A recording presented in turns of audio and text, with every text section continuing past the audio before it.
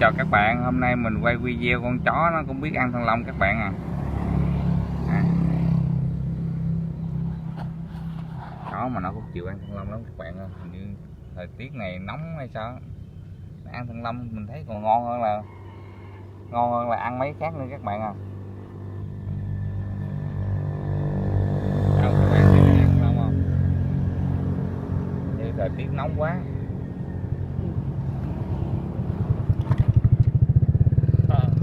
Thanh long thấy ngon thiệt luôn các bạn.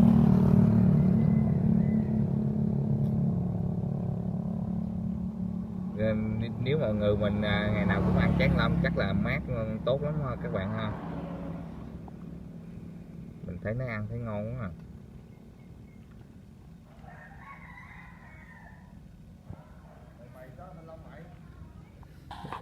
các bạn coi nó ăn long ngon không? Thì nó ghiền ăn long lắm, để mình xé này ra cho nó dễ ăn nha các bạn.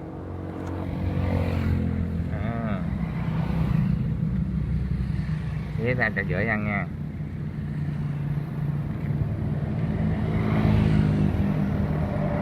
Ăn đó lo ăn đi. Nó ghiền ăn thanh long tệ luôn các bạn ơi.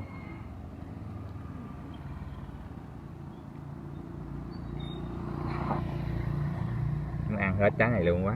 Ăn đi con. Chó mà cũng ăn thanh long rồi các bạn ơi.